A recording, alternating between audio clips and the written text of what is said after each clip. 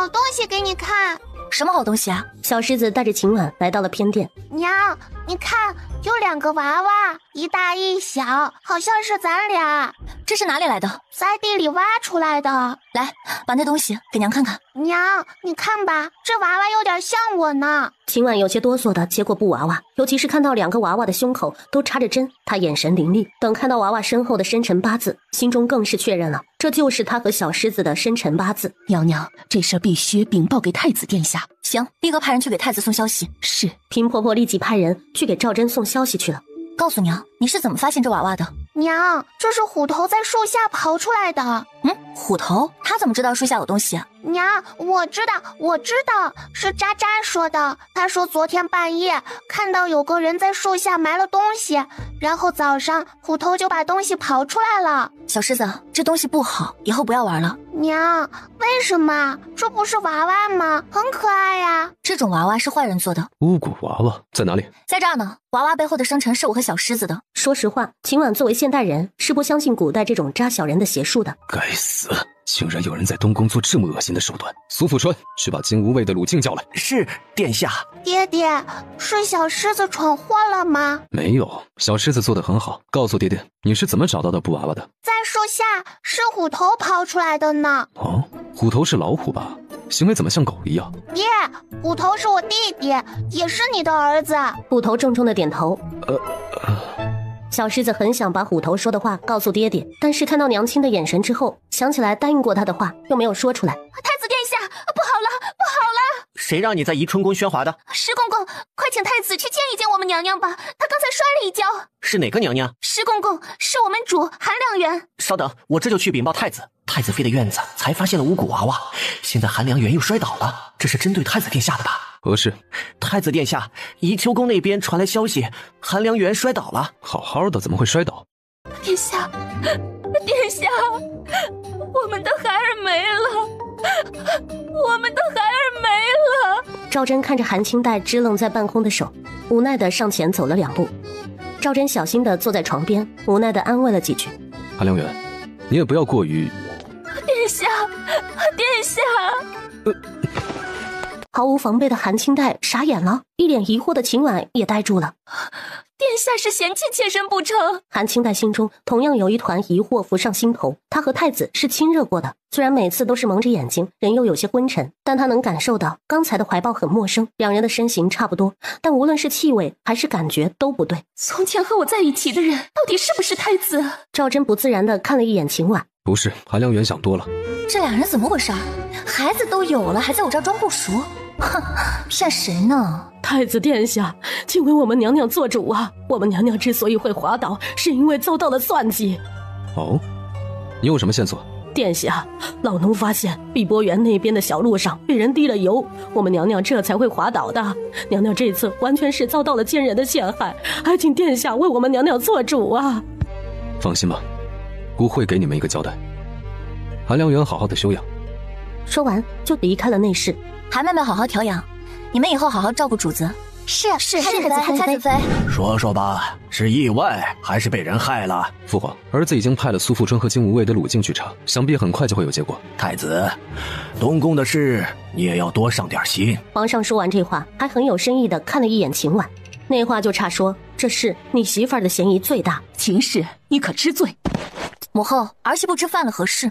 哼，你是怎么管家的？东宫都在你的管理中，竟然发生了谋害皇嗣之事，这事你难辞其咎。好大一口锅呀！母后，儿媳知错，儿媳会尽快查清是何人所为，还韩良媛一个公道。秦氏，以本宫看，你能力有限，东宫的管家权就先交给苏良媛吧。她出自御史大夫苏家，规矩学的是顶好的。母后，万万不可！怎么，你还想维护秦氏不成？父皇，母后，今儿在宜春宫的院子里也发现了2个巫蛊娃娃，那上面是诅咒太子妃和小狮子的，儿子还来不及处理，就听到韩良媛摔倒了，滑胎了。儿子觉得这是有人故意针对东宫，现在朝中有人弹劾儿子，东宫又接连发生2件害人大事，恐怕是有人故意设局。查，一定要把这事儿查个水落石出，竟然有人敢对皇孙下手。秦氏，小狮子在哪儿？快抱过来给本宫看看。去，把孩子抱过来。很快小狮子就被抱了过来。孙儿拜见皇祖父、皇祖母。景轩，过来，到爷爷这边来。景轩是谁啊？记住，景轩是你的名字，赵景轩。爹爹，是这样吗？是，这是你的大名。去吧，到爷爷那边去。小狮子又看了一眼秦婉，见他对自己点点头，就哒哒地跑了上去。爷爷，爷爷！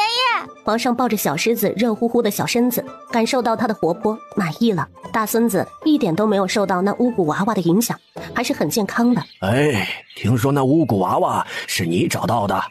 昨晚有人埋下去的，今早虎头就把它挖出来给我了。爷爷，那娃娃是我，和我很像呢。那娃娃的头发也和我一样多呢。孩子是好孩子，就是好好的头发弄成这样，都是前世不好。秦婉已经感受到了皇上嫌弃的眼神，不用猜测就知道皇上是什么意思。他也觉得很无辜啊，因为他也没有羊毛卷呢。爷爷，虎头你知道是谁吗？哦，爷爷不知道。爷爷，虎头是我兄弟，我们很小很小的时候就在一起了，我们以后也会一直在一起。皇上也是第一次发现，这个孙子和大儿子是不一样的。大儿子从小就板着一张脸，多说几个字就一脸的不耐烦。显然这是随了秦氏。皇后见小狮子活泼的样子，也是松了一口气。太子妃，东宫以后还归你管，但你要好好盯着东宫，我不希望以后再出这样的事。我也不希望的好不好？但这是我能控制的吗？母后放心，以后儿媳会多派一些人盯着东宫所有妃嫔和宫人的动静。他不是这个意思。皇后张了张嘴，发现无法反驳秦婉。这时候有人禀报金无畏的鲁靖到了。皇上没有想到小狮子这么能说，他轻咳了一声。太子妃，把景轩带下去，好好照顾。是，儿媳告退。秦婉带着小狮子回了宜春宫。小狮子，你的话，一时间不知道怎么和儿子说。难道小狮子真的太孤独了，才会让他一打开话匣子就收不住吗？娘，怎么了？你怎么不说话了？小狮子，你皇祖父很忙的，以后不要和他说这么多话了。娘，我是哪里做错了吗？可是我喜欢说话呀。也不是啊，就是以后要看场合，也要看对谁。查得怎么样了？可有结果？陛下，太子殿下，微臣查到碧波园中确实有人在小路上放了油。何人所为？微臣查到了，是打扫的内侍小允子。小允子背后这人是谁？臣查到，小允子和宋承辉身边的香兰接触密切。大胆！你是说这是柔丫头做的？回皇后娘娘，小允子和香兰已经交代了。大胆！谁给你的胆子，让你这么污蔑宋承辉？你可知道她是本宫的侄女？皇后娘娘，这是承辉娘娘身边的宫女已经交代了，而且也有宫人听到宋承辉私下诅咒韩良园腹中的孩子。宜春宫的巫蛊娃娃可有结果？殿下，目前还没有线索，东宫的宫人都审讯了一遍，但是还没有查到可疑的人。巫蛊之事，朕会派人接手。是，陛下。赵祯挥了挥手，鲁靖和苏公公立即退了出去。这就是你的好侄女，因为她竟然白白害得大郎损失了一个孩子。那个宫女虽然是事后指柔的，但也不能说是她指使的呀。行了，这事太子你看着办，怎么处罚都看你的。谢父皇。皇上离开了，皇后却是没有离开。大郎，你一定要帮帮你表妹，她真的不是故意的。母后，让表妹去玄静庵修行，好不好？大郎，你怎么能如此狠心呢？玄静庵可是尼姑庵呐，你竟然让她出家！她是你的表妹，是你的女人呐，你怎么能对她如此的绝情？母后，表妹不是你想的那么单纯，真的。皇后听到大儿子这么说，想到了上午三儿子也隐约说了这么一句，难道柔丫头真的错了？但是想到他和自己的关系，皇后还是不忍心。大郎，我知道柔丫头从前做了错事，你原谅她好不好？我知道你怨恨当初因为她把秦氏留在了燕北城，但秦氏现在不是好好的吗？你能不能看在秦氏安全无虞的份上，原谅了你的表妹？她真的是因为爱你才会嫉妒秦氏，才会那么做的。母后，我其实从来没有和表妹圆房。什么？怎么会？你们在北地不是已经……没有，那次圆房是表妹给我下了迷药，什么事都没发生。她给你下药？为什么呀？她没理由啊。因为表妹和别人有了首尾，早就不是清白之身。不可能，她这么喜欢你，怎么会委身给其他人？这不正常。大郎，你一定是误会柔丫头了。母后，表妹在给我下药前曾经流过胎。你没有搞错？母后，这事我又怎么会开玩笑？当初给表妹开堕胎药的大夫已经快进京了，到时候母后可以亲自问一问。我现在就要问问柔丫头。好，我派人把表妹叫来。娘，皇祖父为什么把咱们赶走了？他们三个留下是要吃好吃的吗？不会，他们有秘密要分享，咱们娘俩不能听罢了。秘密？我也喜欢听秘密。小狮子眼珠一转，就有想法了。行了啊，你和虎头去玩，娘还有事想吗？好的，娘。说完就哒哒的跑走了。小狮子离开之后，秦婉就把平婆婆和桂喜叫了进来。桂喜，你去和石喜套一套近乎，侧面打听一下太子那边的调查结果。是主子，奴才这就去。太子妃，整个宜春宫都查了一遍，没有再发现其他害人的东西。平婆婆，以后小狮子的饮食都要格外的注意。娘娘放心，梁姑姑擅长此道，她一直守着宜春宫这边的膳食等，必不会出了差错。那好，以后对他们的赏赐也不用小气。是，娘娘。对了，还有宜修宫那边安排的人，让他们多送消息过来，不能那边发生了事情，咱们什么都不知道。娘娘，宜秋宫宋承辉身边的宫女香兰被抓走了，宋承辉也被带去了承恩殿。娘娘，怕是韩良缘这一胎是宋承辉做的手脚。就算是宋承辉做的，以他的身份，估计那不会受多重的惩罚。宋承辉是宋家人，只要有皇后在，宋家就倒不了。宋家他不好动，但可以借刀杀人呐。妙音，等到桂喜回来之后，你让他找个生面孔去给宫外的韩家送消息，就说宋承辉害得韩良缘流产了。娘娘，恐怕韩良缘已经给韩家送了消息，咱们还要多此一举吗？韩清代他的消息送不出，这事儿有关宋家，赵真不会让他的消息送出的。这次我就帮一帮韩良缘吧，毕竟他留了孩子。娘娘，咱们和太子殿下对着干，不好吧？无所谓，不管他。芷柔，韩良缘肚子里的孩子是不是你弄掉的？姑母，你怎么怀疑我呢？那事和我没关系啊。你身边的香兰已经交代了，是你指使他联系碧波园洒扫的太监小允子，在韩良缘常走的小路上撒了油，才让他摔倒，以至于滑胎的。表哥，不是，我没有指使香兰这么做。姑母，不是我，真的不是我，你要相信我呀。真的不是你？姑母，真的不是我，我没有理由害韩清代呀。大郎，你说这事是不是有误会？宋承辉，你私底下没少诅咒韩良缘肚中的孩子，这事你宫里的下人都能作证。况且你也不是第一次对子嗣下手了，不是吗？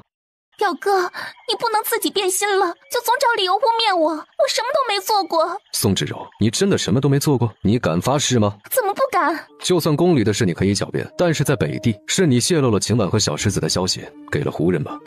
表哥，我不明白你说的是什么。我一个弱女子，怎么认识胡人呢？你自然是没办法，但你不是有个姘头胡万愁吗？有他替你办事就行了。宋芷柔踉跄了几步，然后才跪在地上。姑母，表哥太欺负人，他先变心看上了秦婉，现在就往我身上泼脏水。姑母，你要为我做主啊！皇后心中也不知道信谁好了。胡万愁和春才已经在来京的路上了，还有曾经给你开堕胎药的大夫也来了，要不要他们亲自和你对峙啊？宋芷柔听到胡万愁的时候，心里就是惊惧的，但是很快她就想好了对策。表哥，你怕是觉得我水性杨花吧？难道不是吗？表哥，原来我现在才知道，你早就知道了。你一直不碰我，就是嫌弃我脏了。柔丫头，表哥，我会没了清白，完全是拜你所赐。啊？什么意思？若不是你当初派了胡万愁去接我和姑母逃出燕北城，胡万愁也不会盯上我的美色。他见我美貌就起了歪心思。后来表哥一心担心秦氏的安危，带伤也要去燕北城搭救，就把我一个人留在了穗太城。整个刘宅都是胡万愁把守。表哥，你把我一个弱女子留在那里，就没有想过我的安全吗？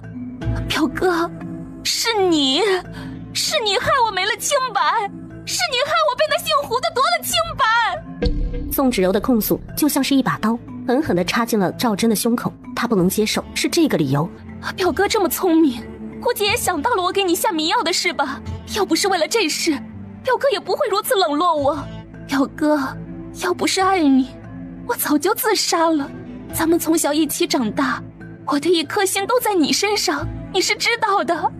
虽然我身上脏了，但我还心存幻想，想要一直陪着你，才想了个法子骗你。可是我还是做错了，表哥已经变心了，又怎么还会多看我一眼？我真是太可笑了。姑母，我的心好痛啊！我记得我离开之前让小安子看着你，你一直在内宅，又怎么见得到胡万愁？表哥，他一个武将，功夫了得，我又怎么清楚？我早上醒来的时候，清白已经没了。大郎，柔丫头也是受害者，你就不要再追问了。赵真也不想多问宋芷柔，等到胡万愁到了京城，他亲自审问他就好了。宋芷柔看赵真不再追问细节，也松了一口气，随后又想了一个以退为进的法子。表哥，你贵为燕国太子，我的身子已经不再清白，已经配不上表哥了，请表哥收回我成惠的身份吧。柔丫头不可，你是大郎郑师纳的妾，就算没了清白，大郎也不会嫌弃你的。大郎，你说是不是？可是没有听到赵真松口，宋芷柔就故作坦然。表哥的意思我明白了，如今的我已经配不上表哥，我会自请离去的。住嘴，柔丫头，离开！你能去哪里？既然不能陪伴表哥左右，我愿意出家当尼姑去，以后常伴青灯古佛，断了尘缘。可以。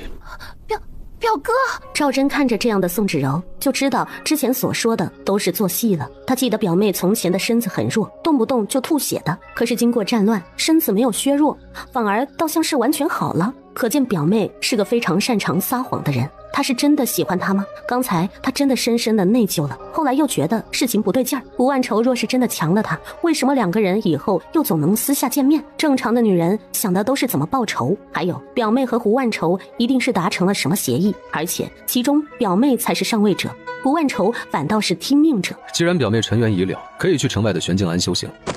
宋芷柔一下子就跪坐在了地上。大郎，你表妹遭遇那样的事本就凄苦，你怎么又能把她送走呢？母后，表妹遭遇不幸不是她害人的借口，她屡次对此次出手，不得不罚。大郎，玄静庵在城外太远了，条件又不好，你表妹从小身子不好，不如就让她在宫中修行吧，宫中也是有小佛堂的。大郎，把她留在宫中好不好？这样她还能陪陪我。我没有女儿，身边只有柔丫头了。大郎，好，就让她在宫中修行，但平时不能随意外出，要待在佛堂中。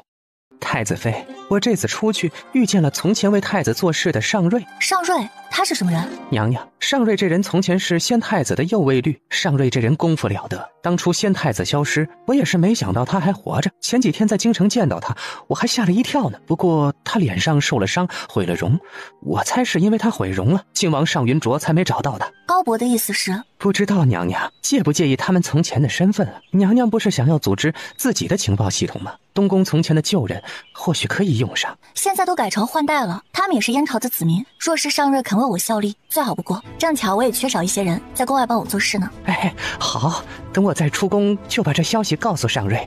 娘娘，现在的3家铺子的掌柜已经找到了，只是咱们现在要做的生意，不知道娘娘有什么头绪。高伯放心，我已经想到了，咱们开一个钟表铺子。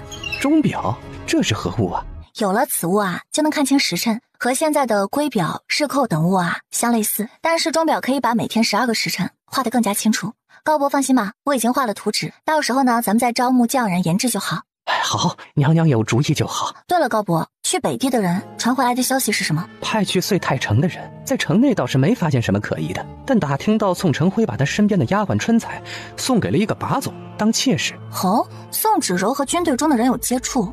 是，那人叫胡万愁，官职不高，但不知道犯了什么事儿，被关到牢房内。什么原因咱们打听不到，派去的人能力到底是差了些。胡万愁，这人一定是和宋芷柔有关系。高公公说了外面的情况之后，才知道东宫发现了巫蛊娃娃的事。太子妃，这是有人故意针对东宫啊？是，东宫的宫人都被苏公公审讯了一遍，没有结果。苏富春？是他。小年轻，经验就是少。太子妃放心，这事儿交给我来办。行，高伯也要注意，皇上已经知道了此事，并且派人接管。皇上身边的冯顺和苏富春年龄相当，从前的身份都不高，手段恐怕还都是稚嫩了些。太子妃放心吧，这事儿交给我。太子殿下，高公公回宫了。哦，他这次出宫的时间不短，都做了什么？高公公这次去看了太子妃在京城的铺子，3个铺子如今已经找了掌柜的，但是没有开始经营。以后太子妃的铺子开业了，暗中打个招呼，不要让不相干的人去打扰。是殿下。他出去了这么多天，总不会只是去看了铺子吧？殿下，高公公这次出去还见了一个人。是谁？尚瑞，前朝太子的右卫帅。是他？他找高公公想干什么？谈了什么？殿下，尚瑞这人功夫不弱，属下不能靠得太近，听不到两人的谈话内容。派人好好查一查这个尚瑞，看看他和韩琦山有没有牵扯。是，殿下。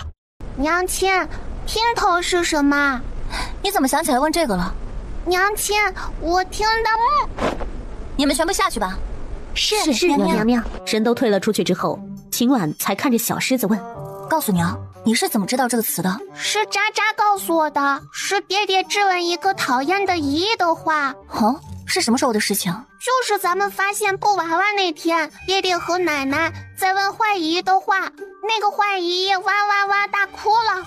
渣渣说她哭得老惨了，后来奶奶也哭了，两人抱在一起哭的。娘亲，你说奶奶哭什么呀？秦婉听小狮子颠三倒四的话，但也明白了个大概。赵真被戴了绿帽子。娘，你想什么呢？娘，你有听我说话吗？哎呀，我的好大儿。娘，我还要。秦婉又在小狮子左右的圆脸蛋上亲了2下。还要不要了？娘，我很爱你哟。小狮子，你刚才问的不是好话，以后不要再问别人了，好不好？娘亲，我也不知道什么是好话呀。以后渣渣再和你说的话，你要和娘亲说，和其他人谁也不要告诉，明白吗？爹爹也不行吗？爹爹也不行的。小狮子，以后呢，他不会是你一个人的爹爹。可是那个坏姨的孩子没了，爹爹只是我一个人的爹爹了。不会啊，你看宜修宫那边还有好几个漂亮姨姨，他们以后都会给你爹爹生孩子的。这些天你爹爹没有来，就是住在那边呢。娘亲说的不对，爹爹这些天都在承恩殿。刚走到门口的赵真，娘，爹爹来了。太子殿下安。赵真快步走了过来，自然的把小狮子接了过来。以后不准在孩子面前说我的坏话。殿下来了多久了？怎么没让人通报？我刚进院子就听到了小狮子嘎嘎的笑声，你们之前说什么呢？没什么，这傻小子哪天不是笑呵呵的？爹爹，宜春宫太小了，虎头总想往外跑呢。事实上是小狮子觉得宜春宫已经被他探索完了，他想去别处玩。虎头现在长得非常快，现在的虎头已经比小狮子大多了。以后你可以带着虎头去大明宫玩，那边宽敞。爹爹你真好。爹爹也是你一个人的爹爹，你不要听你娘的话，知道吗？爹爹，你是好爹。殿下，带虎头去大明宫会不会破坏了？还有，父皇会同意吗？大明宫损坏的严重，国库现在没钱修缮，那边都荒芜了。小狮子愿意去玩就去玩吧，现在他多玩一玩，明年就要启蒙了。启蒙是不是早了点？3岁启蒙，小狮子也到年纪了啊？那不是虚岁吗？小狮子比别的孩子聪明，没事。夜晚把小狮子送走之后，赵真照样睡在了宜春宫。秦婉觉得赵真今晚很不一样，好像在发泄着怒气。在赵真想压下来的时候，被秦婉一脚踢开了。赵真，我说你够了哈！赵真没有防备，还真被秦婉踢了个正着。不过他也不恼，侧身又躺到了秦婉的身边。还别说，你这么连名带姓的喊我，我还觉得有点亲切。秦婉现在累得很，根本不想和赵真多说话。不知道我这么努力，什么时候咱们能再有孩子？我又不是母猪，还一直生。我是太子，就一个孩子太少了些吧？你后院的女人那么多，以后孩子还能少得了？若是你给我多生孩子，我就不用其他人生。秦婉的心头一跳，赵真这是什么意思？秦婉想了一个可能，随后又摇了摇头，她才不会有那一生一世一双人的想法呢，那也太天真了。不过若是能缠着赵真，让其他女人的孩子年龄和小狮子的年龄差距拉大了，也是个好法子。这是你说的，只要我给你生，你就不找其他女人？当然，姑的话一言9鼎。随后红帐翻动，一事已拟。高公公的行动确实很快，只用了1天的时间，就把在东宫埋下布娃娃的人找到了。太子妃在树下埋巫蛊娃娃的人是个叫小恒子的。小恒子，他是谁的人？受了谁的指使？可是宜秋宫那几个？娘娘，小恒子背后之人藏得深，不过还是被我挖出来了。哦，是谁？小恒子是齐王商云泽的人，他在宫中还有人手。齐王和晋王把先太子压制多年，本事不小，何况从前宫中还有齐王的母亲德妃，也是在宫中经营多年。小恒子就是埋在宫中的钉子。把这个消息转个弯，传给太子。是，我这就去办。秦婉觉得为了自身的安全，小手枪已经不保险了，机枪也要提上日程，这样才能保障他和儿子的安全。此时被秦婉惦记的小狮子却是叉着腰，怒目看着眼前的大孩子。大胆，你要是再不把车还给我，我让虎头咬你。我想玩，你要把车给我玩，否则我就告诉我祖母，让他揍你。小顺子，你快去把我的虎头带过来，我要让虎头咬他。主子，我不敢。哎呦，小皇孙，虎头不能来后宫的，咱们回东宫好不好？这个强盗要抢我的车。我不是强盗，我只是喜欢你的车，我可以给你银子，我买了。给你，这车我买了。不行，我不卖。你是不是找揍？你想打架吗？打就打，谁怕谁？不过我这一小孩，你不能找帮手哦，我打不过大人。行，我不要他们帮忙。那行吧，你比我小，我让你2下。那好。大皇孙，万万不可！你躲开，小心我们伤到你。哎呀，他急忙给小顺子使了一个眼色，想让他抱着小狮子，他去抱着对面的胖小子。小狮子一下子就想冲上去，谁料直接被小顺子给抱住了。大皇孙，打架不好，要是让太子妃知道，他会罚你的。你放开，我要和那小子打一架。你真废物，你的下人都不听你的话。还有，我看你的头发像个小怪物。你放开我，我要去教训他。徐氏来到潘元白的身前，直接啪啪2巴掌，潘元白的脸上就出现了2个巴掌印。元白，谁给你的胆子，竟然在宫里叫嚣，还敢和大皇孙打架？我看你是越来越无法无天了。你竟敢打我！元白，在国公府你怎么嚣张都没事，可是现在是宫中，不是你撒野的地方。你凭什么打我？凭什么打我？凭什么？就凭我是你的母亲。你平时目无尊长，不爱护弟弟也就算了，到了皇宫还敢打皇孙，我就有权利教训你。你不是我娘，也不是我娘，要是在，她不会打我。我看你是越来越无法无天了。不准你打他，你是大人了，怎么能欺负小孩子？皇孙殿下，我儿子伤了你，我这是帮你教训他呢。你打孩子，你不是好娘，你是大坏蛋。皇孙殿下，告诉我你哪里受伤了，我会替你做主的，我帮你教训他。他真的不是你娘啊，真坏。他本来就不是，他是老巫婆。蔡嬷嬷，这坏女人打我！大少爷，你的脸！这个坏女人打的。蔡嬷嬷，是这样的，世子夫人，还是到国公夫人那边解释吧。你去东宫跑一趟，把太子妃给叫来吧。徐氏，你竟然下了这么重的手！母亲，元白实在太顽皮了，竟然辱骂皇孙殿下，还和他动手。儿媳也是怕这孩子闯祸，才出手教训的。皇后娘娘，臣妇没有教导好孙儿，伤了皇孙殿下，请皇后娘娘责罚。小狮子，可是哪里受伤了？哪里疼啊？皇祖母，我不疼，我没受伤。我没打他，我们还没开始打呢。都是小孩子的玩闹，不是大事。皇后娘娘，不知能否请大皇孙身边的公公说一说当时的情况？小皇孙和我那孙儿都是小孩子，恐怕说不清楚啊。你说说是怎么回事？叶良不敢隐瞒，于是就把事情仔仔细细地描述了一遍。事情就是这样，潘少爷确实是没和大皇孙打起来。祖母，那个坏人可狠了，把他的脸都打肿了。听说他不是他亲娘呢。皇后现在也算是看出来了，那个徐氏借着他大孙子的名头收拾继子呢。韶仪呀，这小孩子嘛，总有顽皮的时候，好好教导就好。下这么重的手就过了，瞧瞧孩子的小脸儿，恐怕要看看大夫了。是，皇后娘娘说的是，我这孙子从小没了娘，我对他难免娇惯了些。至于今日冲撞了皇孙殿下，回去之后定要好好的罚他一罚。孩子都小，罚就不必了，现在已经够严重了。小狮子，你是不是也原谅了大哥哥？我和白白是朋友了，白白很可怜的，我给他当朋友。白白，好，小皇孙以后和白白好好玩。元白，快过去，皇孙殿下要和你做朋友呢。潘元白走到小狮子的面前，我愿意和你做朋友，也同意你叫我白白。那好，白白，你下次进宫，我就同意和你一起玩我的滑板车。真的太好了，你要说话算话。当然，君子一言，驷马难追。肃国公夫人见2个小孩相处融洽，也和皇后提出了告辞。皇后也没有挽留，笑着让工人送国公夫人离开。国公夫人在店门口遇到了匆匆赶来的秦婉。臣妇见过太子妃。国公夫人请起，不必多礼。秦婉来了这一路，小顺子已经和他禀报了大致的内容。现在见到潘元白的小脸都肿了起来，对肃国公府世子夫人徐氏的印象也不大好。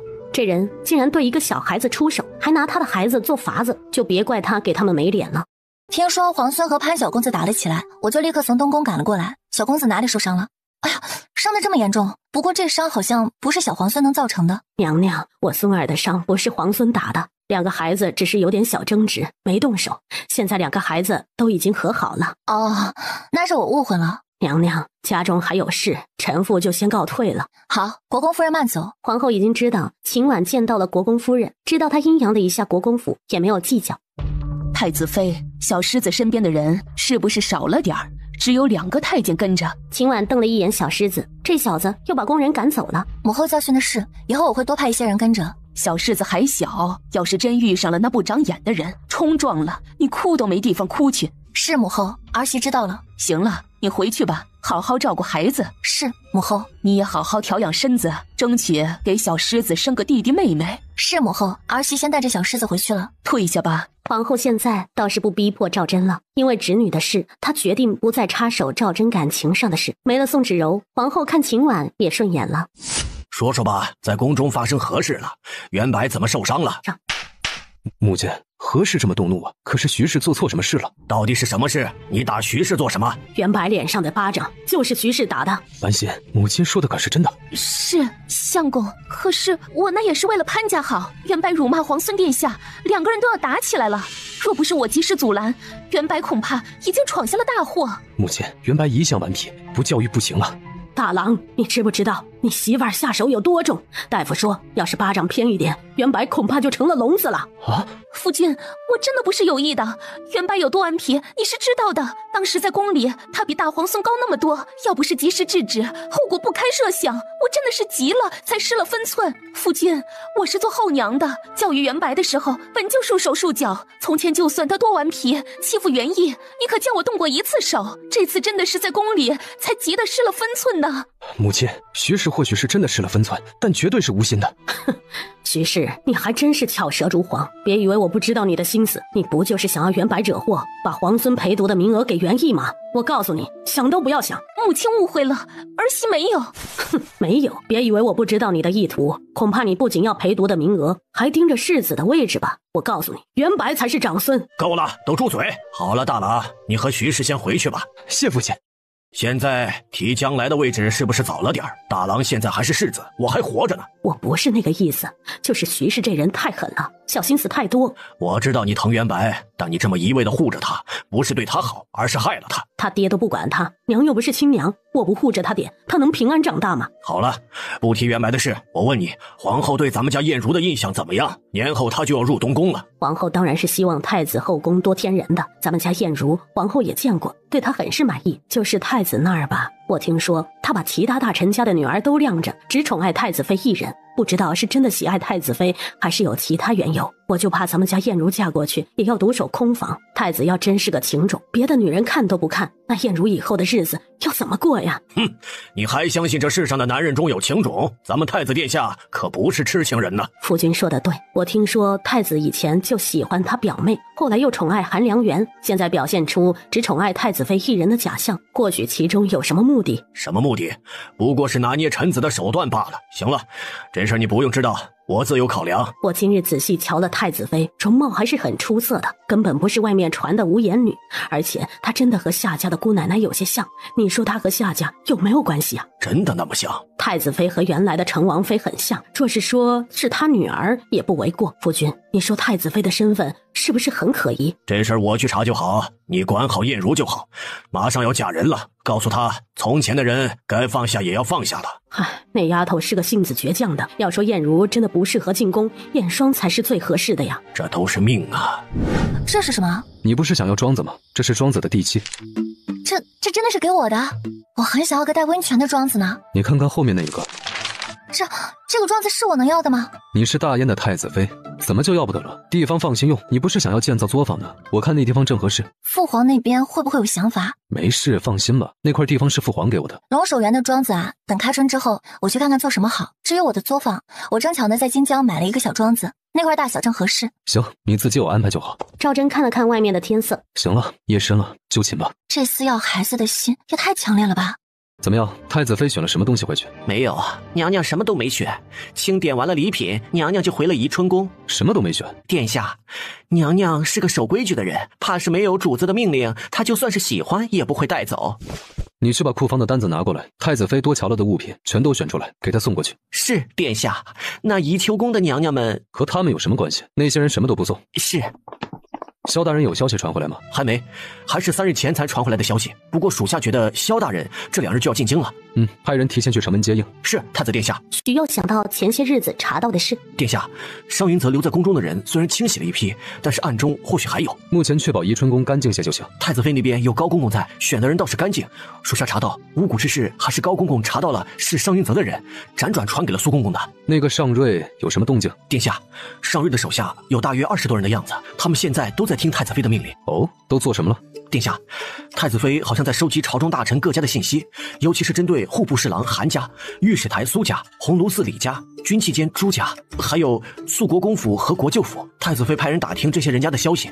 婉婉还是在乎他的，调查的人都是他后院女人的家人。行了，他愿意派人打听就打听吧，不用管。不过韩家那边盯着点，不要让他的人坏了我的事。是，太子放心，属下会通知下面的人。行了，你先下去吧。肃国公府，哎呀，这丫头都要嫁入东宫了，还总往外跑。娘，你也知道小妹的脾性，她从小就是这个样子，做事像个男孩子那么执拗。哎，燕霜，你说你妹妹这个性子，怎么在东宫立足呀？若不是你现在的身份不合适，咱们潘家的女儿，你是最……哎，都是命啊，命啊！她偏偏不要信命。娘，除夕宫宴可以带女儿去吗？燕霜，这不合适吧？你现在的身份……娘，你就让我去嘛！我当初被关在牢中好几个月了，出来之后就从来没有参加什么重要场合的宴会，我总不能一直窝在府里吧？可是娘，你就同意了吗？要是皇后娘娘同意我参加，那以后我在京城也可以出来活动。娘，我才20岁啊！这事儿我做不了主，还要你的父亲同意才行。娘，你帮我多说些好话。还有，我毕竟从前在宫里住过，我和您一起去，还能有个照应。行，那我问问你爹，也劝劝他。翠喜，去把这个单子上的东西偷偷去药铺买回来。大小姐，这是做什么？让你去你就去，你磨叽什么？是，大小姐，奴婢这就去。记住，避着点人，别让母亲她发现，也不要让相熟的人家发现，尽量去城外的药铺去买，明白吗？是，奴婢明白了。这时候，潘燕霜的奶娘方妈妈走了进来。大小姐，翠喜这是干什么去啊？我看她匆匆忙忙的跑了出去。没什么，她家好像有点事，被叫走了。方妈妈也没在意。大小姐，你看看，这是在四小姐的院子中发现的。哦，四妹没在府中？没在，听说又出门听戏去了。四妹还真够痴情的呀，这么久了还惦记她呢。大小姐啊，京城的人都知道谢公子成了废人，四小姐怎么还会惦记他呢？谪仙一样的人物，京城3杰之首，哪是那么容易忘的？不过四妹倒是比我想的要痴情啊。好好的放起来，以后或许有用。是。哼，这不是我们京城3杰之首的谢公子吗？真是许久不见了。兄台，请问有什么事？蒋善，你瞧瞧你，人家谢大公子连名字都记不住你的，你还巴巴的凑了上来。苏子平，那你以为他认识你啊？别忘了你的名字还不如我呢。你们到底有何事？若是没事，请2位离开。谢玉安，你装什么装啊？现在京城谁不知道你成了太监？就你这样的，还敢出来现眼？我要是你，早就撞墙死了，哪里还会像你一样苟活在世啊？还有，你看看你脑门上的奴字，一看就被胡人抓了。听说胡人都是荤素不忌的，谢玉安，你不会被胡人抢了吧？还3杰之首，你也配啊？我呸！谢玉安看着蒋善那得意的嘴脸，今天这顿奚落确实是给了他当头一棒，一直躲避只能是任人鱼肉，只有自身强了，才能把嘲笑他的人踩在脚下。没法反驳了，让我说中了吧？这是哪里的狗啊？就在这里狂吠，我当是谁呢？这不是科举2次都榜上没名，凤仪郎家的废柴蒋善吗？你是谁啊？哪来的黄毛丫头，竟然跑到这里来叫嚣？哎呦，你该不会是谢玉安的爱慕者吧？住口！蒋善是吧？你不要信口雌黄。哎呦，急了啊！看来是被我说中了。既然来都来了，还遮遮掩掩的干什么？让我看看你是谁家的小姐，或许经过今天的事情，还能成就你和谢公子的好事。大胆，蒋善，你敢动我？住手！动了他是你担待不起的。啊，蒋兄，见好就收吧。你也奚落了谢玉安，长了面子，那女人恐怕是国公府的小姐。你们以为本公子愿意和你们掰扯？我才没那闲工夫呢。谢谢你出手相助。是姑娘仗义之言，该是我道谢才对。你还好吧？我还好。谢某还有事，就先离开了。我要入东宫了，你知道吗？我知道。一抹失望浮现在潘艳如的心头，她轻轻地哦了一声，看到谢玉安匆匆离开，心头五味杂陈。赵真知道谢玉安求见的时候有些意外，前段日子他曾经给他送消息，想让他当小狮子的老师，还被他拒绝了。现在突然过来，难道是改变主意了？婉学参见太子殿下。谢卿请起，不必客气。谢玉安站起来之后，才缓缓开口：殿下前些日子的提议，谢某愿意答应。赵真起身来到谢玉安的身边，谢卿愿意答应，真是太好了。算起来，景轩和你也有缘分呢。谢卿可以答应当他的启蒙老师，姑是最满意不过了。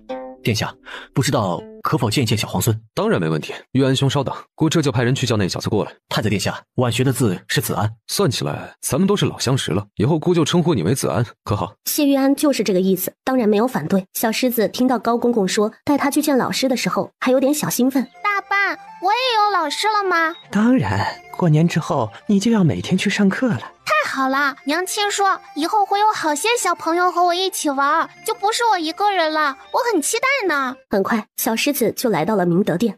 爹爹，我的老师在哪里呀？啊，这头发还真像是狮子头，这小名还怪贴切的。太子殿下，这真是太子妃当初生的那个孩子？谢玉安很少有脑袋短路的时候，但现在就是嘴巴秃噜的问了出来。子安，如假包换呢。你长得真好看，你以后就是我的老师吗？我以后就是你的老师了。爹爹，我要给老师行礼吗？要的。可是我要怎么行礼啊？我不会呀。小狮子虽然小，但也知道他的身份高，他只需要和自己的长辈行跪拜的礼节，其他人他都不用的。既然他是你的老师了，你要给他行跪拜之礼。小狮子很听话，他来到谢玉安身前，直接跪了下来。殿下，使不得。小狮子见谢玉安快速躲开。爹爹，老师跑了。谢玉安大窘。爹爹，老师是不是不想要我这个学生？不是，皇孙殿下，我很愿意当你的老师。太子殿下，皇孙身份尊贵，怎能？没关系，子安以后就是他的老师，这一礼是你该受的。小狮子，给先生行礼。小狮子，见过先生。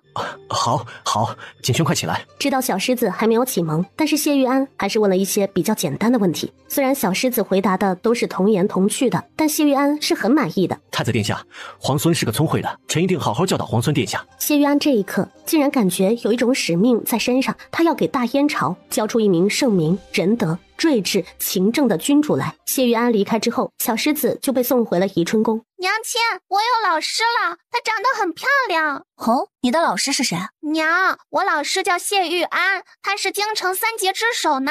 她长得好看，我愿意她当我的老师。那就好，小狮子以后上学要乖乖听话。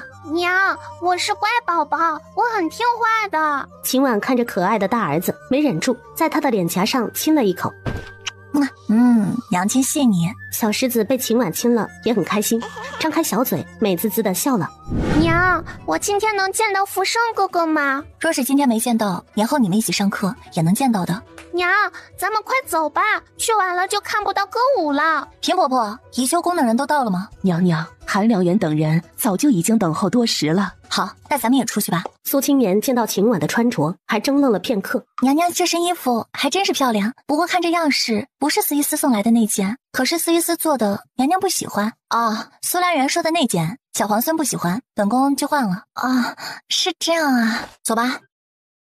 娘，你看那人嘴里能喷火呢，真好玩。以后娘教你怎么做。太子妃还懂得杂技人的看家本事，娘娘果然是博学多才啊。博学谈不上，多看了几本杂书罢了。秦婉觉得今天的苏青言怪怪的，她记着这个人从前是人淡如菊的人设呀，还有刚才他的那话，不就是讽刺他出身低吗？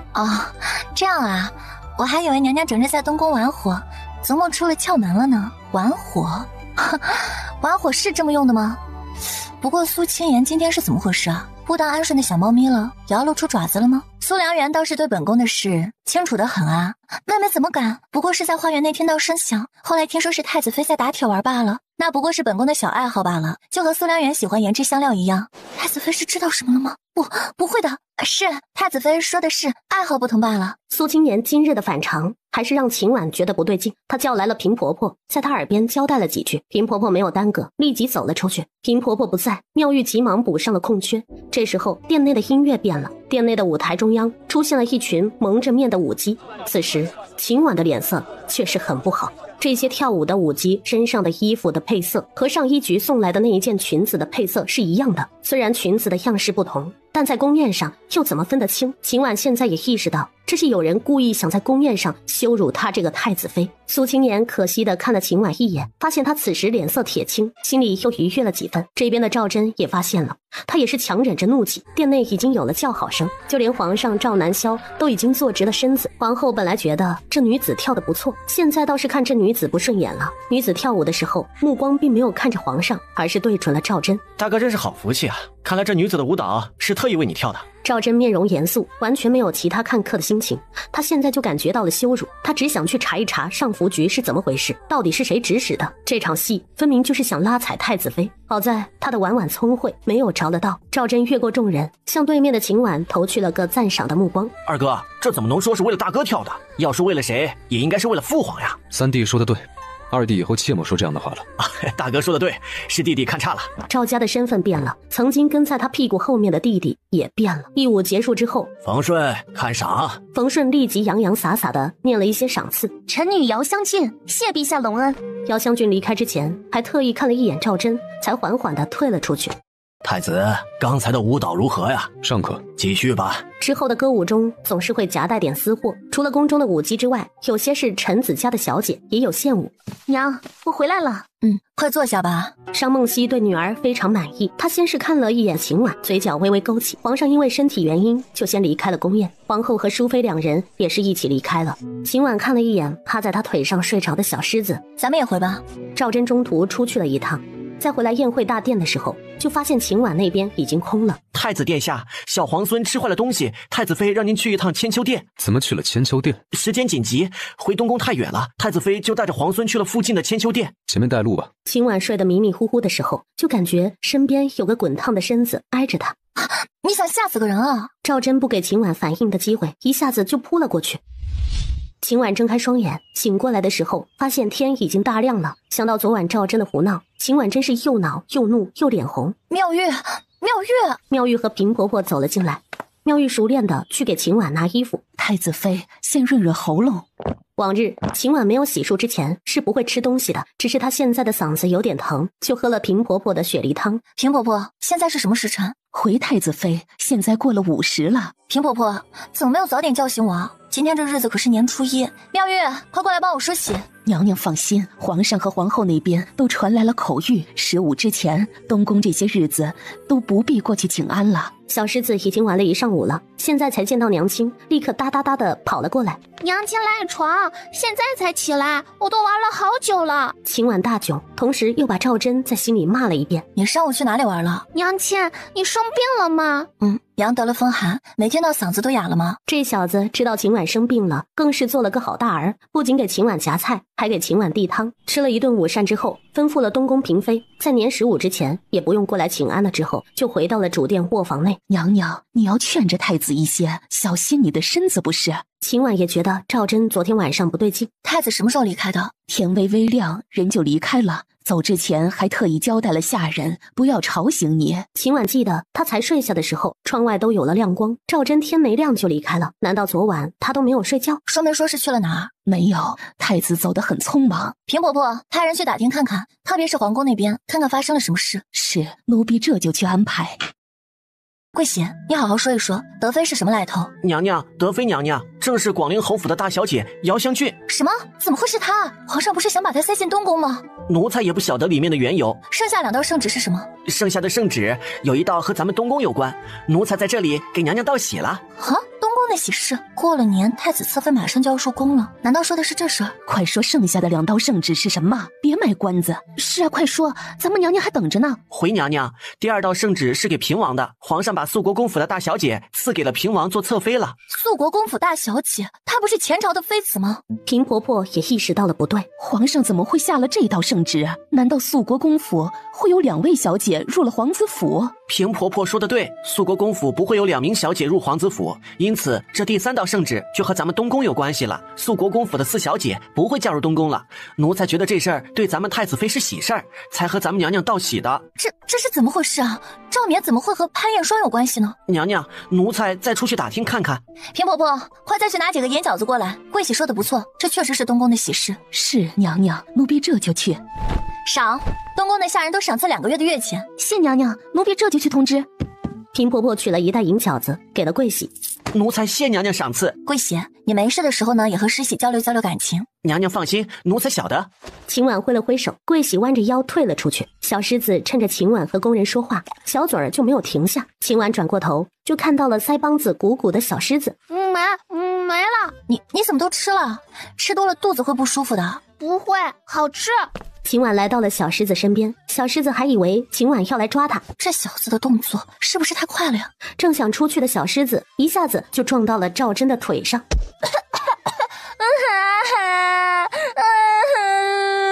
哭什么？这是哪里撞疼了？爹爹，你回来了，你去哪里了？怎么不在皇宫里呢？赵真心头一缩，他不在宫中的消息，父皇都不知道。小狮子这是从哪儿知道的？赵真想着，到底是从哪里走漏了消息？谁告诉你爹爹不在皇宫里的？小狮子想到娘亲的交代，不能说他的秘密。我自己知道的。你给他检查看看，刚才有没有撞疼他？他都哭了。好，给他检查看看。说完，就抱着小狮子回了内室。赵真也发现了秦婉的躲闪，他不由得多想了。难道是因为我那日太胡闹，婉婉心中有了芥蒂？看来晚上要和他解释一番。赵真打定主意之后，人就去了换衣室，换了一身袍子。赵真回来之后，秦婉已经抱着哄好的小狮子出来了。小狮子没事吧？没事，身上好好的，一点伤都没有。小狮子，告诉爹爹，你是怎么发现爹出宫了的？我朋友看到的。你朋友是谁啊？我不告诉你。秦婉的头立即就大了，孩子太小不好教，怎么办？怎么是你娘不让你说的？他斜睨了一眼秦婉。放心，有爹爹在呢。小狮子捂住了小嘴巴，一副他什么都没说的样子。秦婉是真的跳进黄河也洗不清了。小狮子真是一把双刃剑呐，误伤谁还真说不准呢。婉婉，难道是你教了这小子，不让他和我说实话？我没有啊。他能接受小狮子和动物沟通的话，赵真能吗？或许他会当那是小孩子的玩笑吧。于是他清了清喉咙。小狮子，你爹问你什么你就说什么，不用担心娘责罚你。爹爹，我的朋友是渣渣，还有渣渣的朋友们。渣渣是只鸟吧？他的朋友们是谁呢？对啊，你那个小胖鸟有了新的伙伴。走，我给你们看看渣渣的新朋友。赵真抱着小狮子，正由这小子指路，来到了宜春宫的西侧殿。娘亲，爹爹，这些都是渣渣的新朋友。小狮子，你不觉得他们吵得慌吗？不会啊，他们在分享秘密呢。你能听得懂？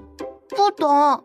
小狮子确实还不懂小鸟们说的话，因为他现在的小脑瓜还理解不了那些话。不懂就对了。赵真忽略了听懂和懂的概念，完全是错失了发现儿子秘密的良机。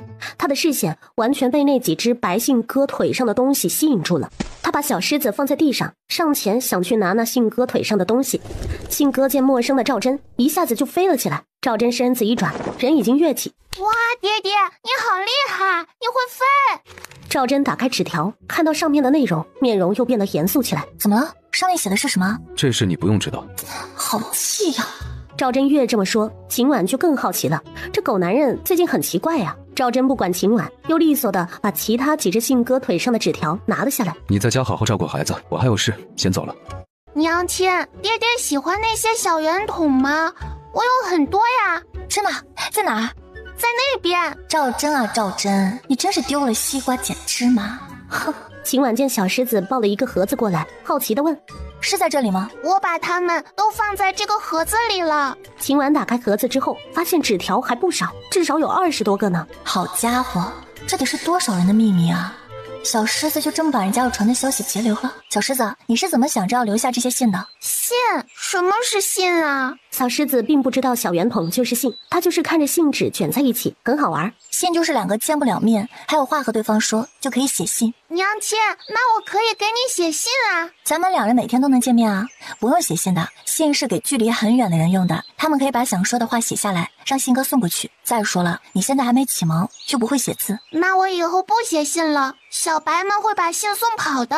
小白就是白色的小鸟，我叫它们小白。秦婉很好奇这些盒子里的纸条写了什么内容。秦婉一一把纸条拆开，然后看着上面的内容。秦婉现在才知道，有这么多人好奇她的身世。小狮子截留的这些信，确实是有八卦，是关于她的，有介绍她在北地的情况的，也有关于她父母的。可惜的是，信上没有留下任何收信人或者是传信人的姓名，他还不清楚都是哪些人家在调查他。剩下除了有关于他的，有一些他确实也不太懂，有的是奇奇怪怪的几句话，没头没尾的，不知道是什么意思。秦婉猜测对方或许是用了暗语。娘亲，你怎么傻掉了？娘没事儿，娘就是被信上的秘密给吸引了。娘亲，你要是喜欢看，我以后让小白们多送一些过来。似乎也不是不行啊。行啊，以后都给娘给带过来。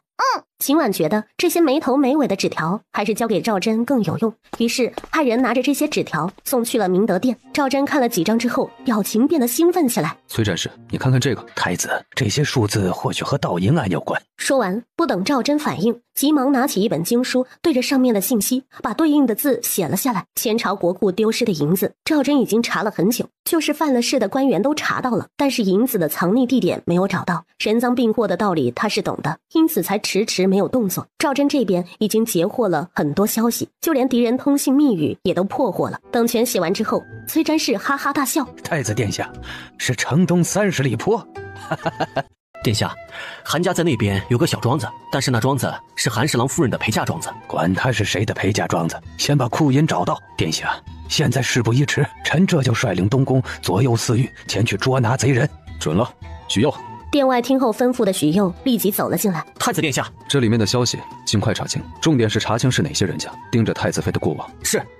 子安，你觉得肃国公府的4小姐怎么样？谢玉安微愣，随后跪在了地上。太子殿下，臣和潘4小姐只是曾经认识，从无半点私情，请殿下明察。子安，姑不是认为你没有私情，只是姑觉得潘4小姐和你很相配。殿下，臣曾经身体受过伤，今生都无法娶妻了。太子殿下，臣真的无异于潘4小姐，请殿下明鉴。赵真见谢玉安如此排斥，也是有点无奈。他能让皇上同意退了潘4小姐的婚，是因为他说出了潘4小姐心有所属，还有二弟和潘大小姐有了肌肤之亲，这才把皇家和肃国公府结亲的事转移到了二弟的身上。既然你无异于他，这事就不提了。殿下英明。好了，子安快起来吧，本来也就是随便问问罢了，偏你还如此胆小。军器间，小狮子照例带着内侍提着食盒来了。二舅舅，二舅舅，今天啊，为什么小皇孙来只找你不找秦长姑呢？当然是我比我哥招人喜欢呗。哈哈。这个傻小子，我怎么没看出来呢？二舅舅，我这次给你带了肉丸子。秦婷心中欢喜，直接把小狮子捞起来，然后让他骑在自己的脖子上。二舅舅，好高啊！坐稳了，咱们要加速了。跑快一点，驾！秦霄才从方蜀令的办公房出来，就看到了弟弟驮着小狮子，已经停在了他的办公房门前，等着他回来了。大哥，方蜀令找你什么事儿啊？从明天开始，我就不在军旗间这边了，要出城去西营那边。西营？为什么？太子殿下的吩咐，哪有那么多的为什么？大舅舅，二舅舅是不是不走？放心吧，他不走。二舅舅不走就好。你呀，你个小人精。二舅舅，我明天也不能来见你了，我要和先生读书了。只要加餐不断，你不来也行。二舅舅放心，我都记着呢，不会忘了的。二舅舅，你若是有时间，也可以来弘文馆看我呀。那不行，去弘文馆得有腰牌的，我这身份可进不去。没事，二舅舅，我让爹爹给你个腰牌，这样你随时就能来看我了。其实也不用这么麻烦。不麻烦，一点都不麻烦。难道二舅舅不想去看我？若是这样，那以后我也不给二舅舅带好吃的了。我去，我真去。那好，明天中午的时候，二舅舅来弘文馆找我吧。不用这么着急吧？必须明天中午去。二舅舅，你记住了吗？我看看我的时间。秦霄一下子就猜到了小狮子的意图，知道他第一天见同窗，很需要弟弟的陪伴。小狮子放心，你二舅舅明天中午准去。那就好。傍晚，赵真处理完公务，终于是回了宜春宫。秦婉和小狮子已经坐在餐桌旁等候赵真多时了。以后若是回来晚了，你们娘俩就先吃，别饿着了。爹爹，我一点也不饿，我下午去看二舅舅了，和他一起加餐了呢。不饿就好。不过你小子是不是最近吃的有点多呀？看看这脸更圆了。娘亲，我很胖吗？有一点吧，以后去喂虎头的时候啊，不准偷吃。还有啊，也不要总去军器间和舅舅们一起加餐。好吧，我听娘的。小狮子，你要是听话，爹爹就带你去逛元宵灯会。我也能去吧？当然，元宵节那天咱们一家3口出宫去。好啊，好啊。翌日，平婆婆，广陵侯府的事你知道多少？秦婉见平婆婆没有立即回答，好奇地追问：平婆婆，可是有什么难言之隐？太子妃，不知道你对商郡主还有没有印象？商郡主，姚将军的母亲。对，就是她。她呀，当然有啊。德妃和商郡主有80%像，而皇上纳了德妃，或许是把德妃当成了商郡主的替代品。不是什么代替品？皇上难道和商郡主有一腿？皇上年轻的时候来京城国子监读书，认识了还是世子的广陵侯，也认识了皇室的商郡主。然后呢，他们3个是三角恋。三角恋？哦，就是2男争1女啊。明面上是广陵侯世子和镇北侯世子都喜欢商郡主，实则是商郡主同时和他们2个人交往。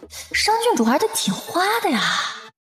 唉，这事也只有王府内部人知道，商郡主是在2个人中待价而沽。不过最后镇北侯世子败北，毕竟镇守边关的侯爷怎么比得上京城的侯爷有前途？我公公被商郡主甩了？差不多吧。总之，当时的镇北侯世子是伤心的离开长安城的。后来许多年，他也都不曾离开北地。谁能想到，多年之后，他又率兵打进了长安城呢？娘娘，奴婢把这件前尘往事和你说，也是想提醒你，不要看低德妃母女，她们都是不好对付的主。平婆婆，你是说广陵侯府对皇位有兴趣？也对啊，德妃还年轻，没准呢还真能生个皇子出来。奴婢说的不是广陵侯，是指商郡主，她从前就是个有野心的人。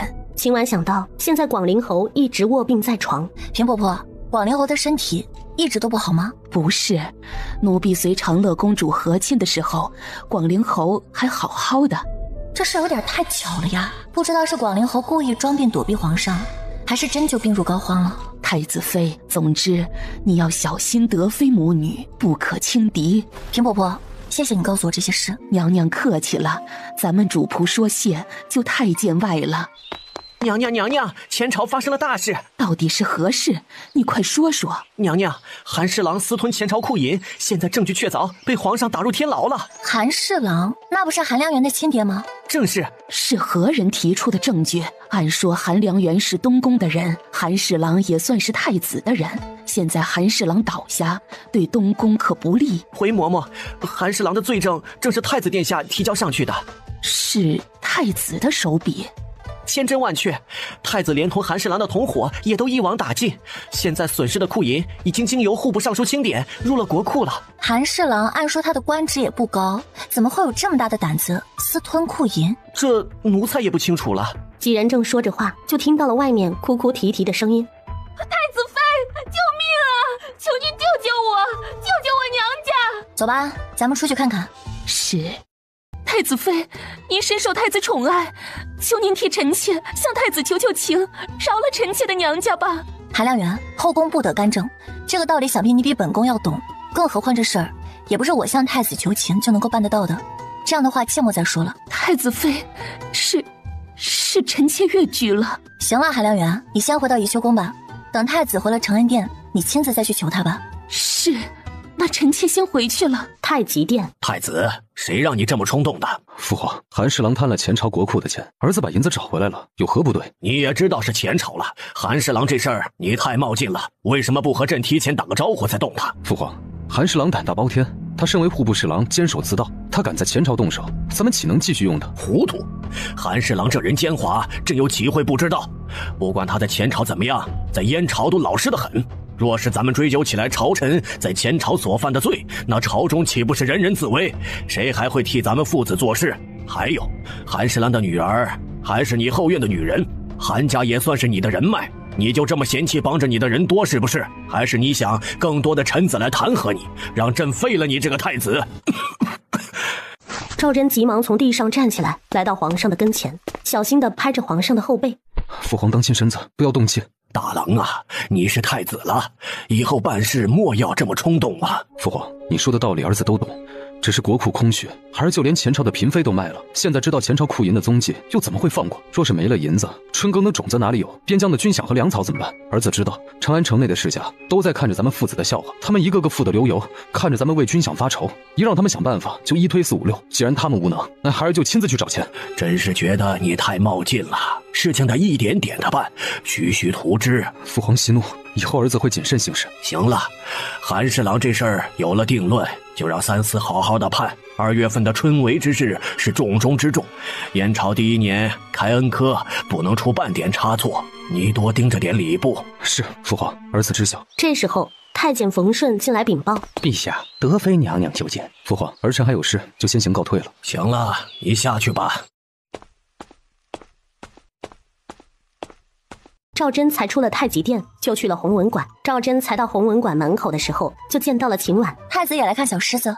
看看这小子在学堂表现的怎么样。我也是想要看看他有没有被欺负。走吧，咱们进去瞧瞧。制止了太监的通传，两人就这么走了进去。秦婉和赵祯两人才一进来，就能听到一群小萝卜头跟着夫子在念三字经。秦婉在廊外一眼就看到了那个摇头晃脑的小萝卜头。赵祯看小狮子的脑袋不断的摇晃，没有忍住，噗嗤一声笑了出来。别笑啊！门外的动静引起了谢玉安的注意。你们先自己诵读。是夫子。学堂里的孩子最小的和小狮子一样是3岁，最大的学生是6岁。6岁的孩子早就启蒙学过三字经了，因此在夫子离开之后也无心朗读了。他们也是悄悄地议论小狮子。你们看皇孙长得多奇怪。是啊，我听说他小名叫小狮子，和他还真贴切。你们说他头发长长了还会这么弯曲吗？谢玉安出来给赵祯和秦婉行礼之后，听见孩子们都不读书了，就想进去制止。谢夫子，请留步。太子妃，那些孩子在议论皇孙，臣去看看小狮子是怎么处理和同窗的关系的。子安，先不急。小狮子发现同学们都停了下来，还隐隐听到他们说头发什么的，就知道同窗们是在说他了。你们是在说我吗？我觉得你长得很奇怪。是啊，看看你的头发。我知道我的头发和你们不一样，但我除了头发，你看看我的脸、我的眼睛和鼻子，是不是和你们差不多？是啊，小皇孙和咱们是一样的人，不是怪胎。白爸，谢谢你帮我说话。他把自己的头发撩起来，你们瞧，我把头发撩起来，是不是和你们一样？对啊，小皇孙和我们是一样的嘛。是啊，你看他没有大鼻子，眼睛也不是蓝色的。其实小皇孙头发卷卷的也挺可爱的，我家有一只狗狗，毛发也是卷曲的，可好玩了。我本来就不是蓝眼睛，你们见过蓝眼睛的人吗？什么样的？当然是有蓝眼睛的人，我爹说波斯那边有蓝眼睛的妖怪呢。一时间教室内的孩子就这么大胆地聚在一起议论了起来。秦婉没有想到事情是以这样的形式结尾的。小皇孙很聪慧。赵祯高兴地翘起嘴角，他儿子嘛。不过想到小狮子的头发给小狮子带来的困扰，就看了秦婉好几眼。若是以后的孩子都这样啊，赵祯急忙打住了这个危险的念头。谁料一转眼就见到了大1号的爆炸头。二堂哥今天怎么来了弘文馆？是小狮子交代，我今儿个午间必须来弘文馆看他的。秦婉一脸疑惑，赵祯却是明白了，他心里觉得好笑，但又觉得自家儿子是个鬼机灵。小狮子和二哥亲近，看来也是想你看他读书时的表现。小外甥和我最亲了，就连大哥都比不上呢。谢玉安看着爆炸头2号，突然就明白了小狮子让秦二舅舅来的原因了，他的嘴角也是轻轻地翘了起来。这时候下课的钟声响起了，谢玉安给赵祯行了一礼之后就返回了学堂。孩子们都还小，又是启蒙阶段，因此孩子们每日只需要上半天的课就好了。小狮子很想看看舅舅有没有来，出来之后眼中没有爹娘，一眼就看到了站在院子角落的秦婷。二舅舅，二舅舅！哇，原来小皇孙长大是那个模样啊！不能吧，大1号的那个人不大好看啊。不过小皇孙真不是怪胎。你们看，这是我二舅舅，我的头发和我二舅舅一样呢。是呢。你这胳膊好硬，好强壮。我舅舅会打铁，当然强壮了。我舅舅力气也大，还可以把我驮起来呢。这个臭小子，舅舅是比亲爹还亲，是吗？尤其是见到秦婷把小狮子捞起来放在脖子上，驮着他转圈炫耀，小狮子咧开小嘴嘎嘎大笑的时候，赵真哪里知道小狮子现在的得意，尤其还是在其他同窗面前呢。你们看我舅舅厉不厉害？哇，好厉害，好厉害呀！小狮子，你舅舅真好。小花穗，你能让你的舅舅驮一下我吗？秦婷最后是和秦婉一家3口回到了东宫，并在东宫用了膳食才离开的。随后的几天，小狮子也习惯了去弘文馆的生活，并且和弘文馆的同窗相处的都很不错。元宵节的这一天，爹爹，咱们什么时候可以出发呀？再等一等，你娘还要打扮一下。哦，好吧。这时候秦婉穿了一身男装走了出来。赵兄，看我这身怎么样？不错，英气十足。怎么样？看不出我是女子吧？赵真不忍心打击秦婉。看不出来。走吧，小狮子已经等得着急了。娘亲，咱们快出发吧，我好想看看宫外是什么样的。走。爹爹，我闻到了肉香。哇，好像是羊肉串的味道。娘亲，咱们也买点吃吧。那好，咱们买几串，然后带到你的铺子里面吃。好，我去买。赵真立即给史册几人使了个眼色，史册带了2人快速的穿过人群，向秦婉那边靠拢。老板，这肉串是怎么卖的？小公子，我这是上好的羊肉，一串只需要10文钱。那行，给我来个30串。小公子稍等，肉串很快就好。等肉的期间，赵真已经抱着小狮子走了过来。还没好吗？应该快了。快了，客官马上就好了。好香啊！我的肉串是最正宗的羊肉，在京城也是有名的。哦，老板在城中有店铺？有的，只不过不在内城，在外城，那边的租金便宜。老板，留出5串，不要放辣椒和胡椒啊。晓得了，公子是要给小少爷吃吧？小孩子脾胃弱，肉串要少吃，尽量不吃为好。谢谢老板。最后秦婉付了钱，就带着打包好的肉串离开了摊位。众人来到了昭西堂的时候，昭西堂吸引了好些文人和举子驻足，文人们纷纷拿出钱来买时钟。秦婉是没有想到他的店铺会这么火爆。走吧，咱们还是别进去了，里面的人太多了。行，咱们往回走吧。你的运气不错，很有财运。那当然了，你才知道啊，我的昭西堂一定会赚很多钱的。二姐姐，你看前面那个抱着孩子的男人就是当今的太子殿下。五妹妹，你没有认错人？没有，你看大哥哥和姚大哥好像也发现了，他们过去了。下官大理司职姚长风见过他。出门在外叫我赵兄即可。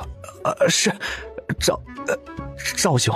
姚长风这声赵兄叫得有点别扭，自家妹妹可是入宫了，当了德妃呢。和姚长风不同的是，夏一之的目光却是一直看向女扮男装的秦婉，他觉得秦婉特别像是他们夏家的姑娘。夏一之看得愣神的时候，就被同伴姚长风拉了一下，回神之后发现太子正面带不悦地看着自己。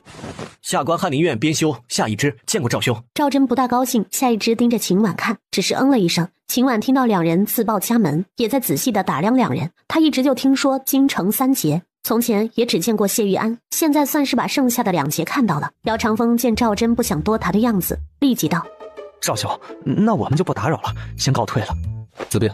大哥哥，这位是谁啊？你的朋友吗？怎么不请他们去咱们订的酒楼包间坐坐？二妹妹，不得无礼，这位是赵公子。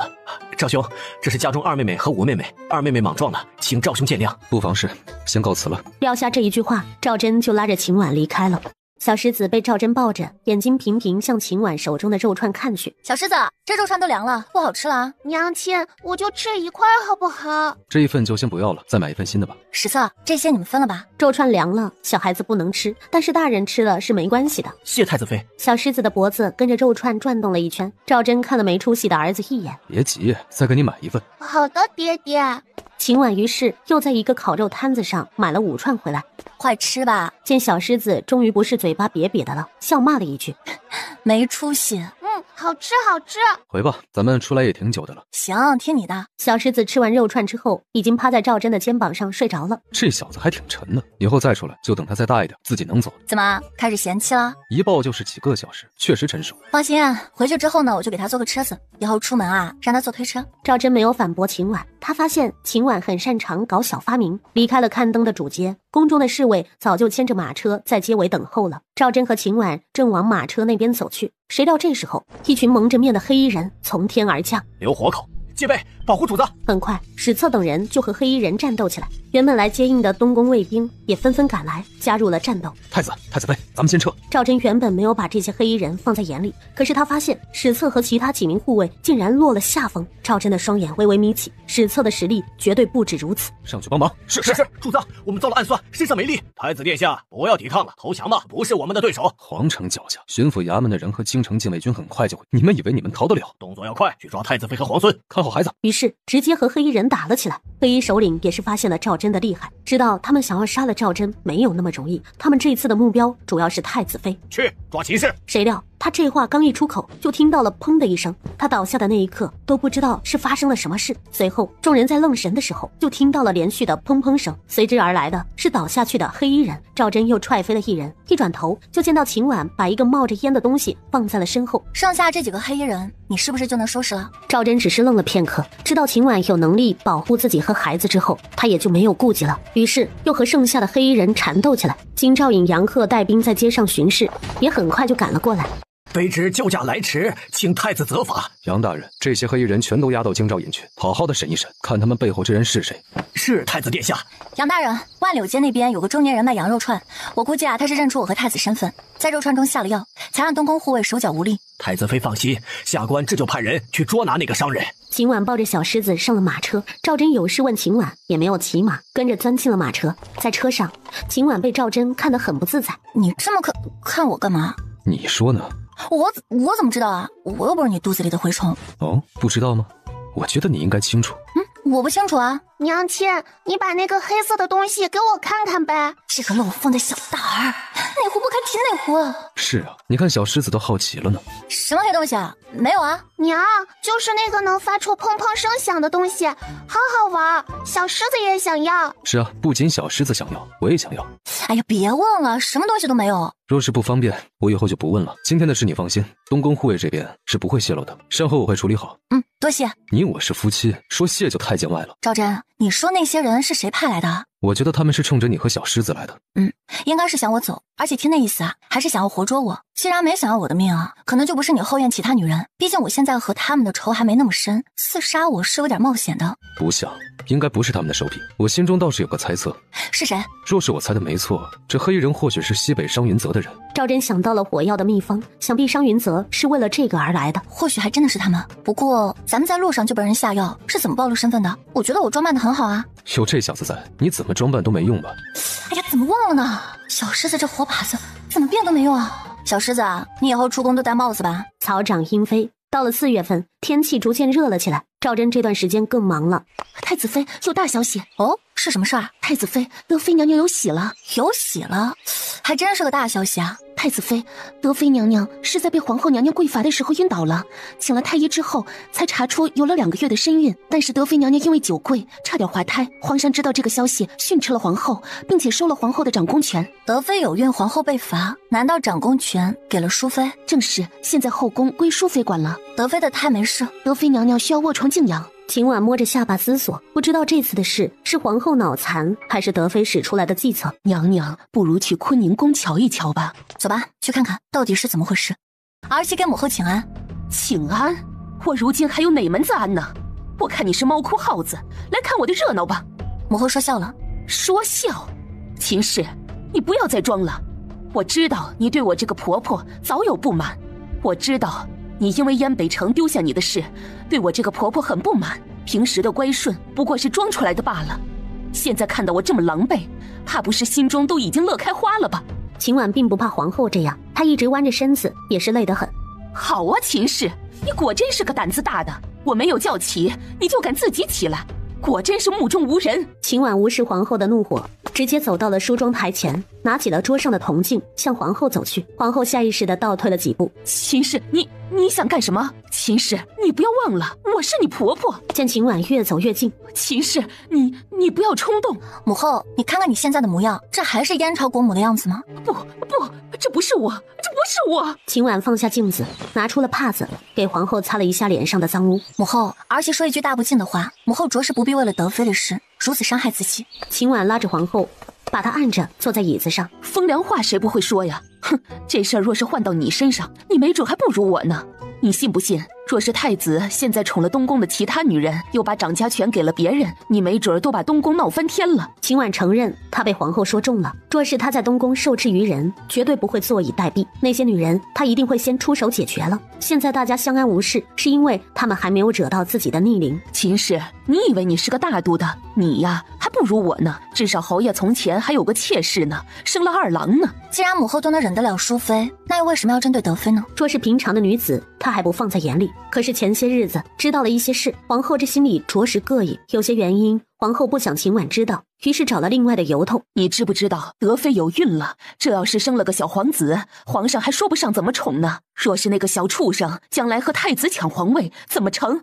这时候赵祯脚步匆匆地来到了坤宁宫，制止了宫人的通报声。秦婉并不知道李佩兰去给他搬救兵去了。可是母后把德妃叫过来惩罚，也不是明智之举啊。德妃只不过是跪了一下，现在肚子还不是好好的，母后的损失就大了，不仅没了掌宫权，加上这一闹又丢了皇后的脸面，反倒是淑妃得了一个大便宜，坐收渔翁之利。不知道是谁给母后出的主意，把德妃叫来坤宁宫受罚的。淑妃是个老实的，给她管就管了，只要不是德妃那贱人就好。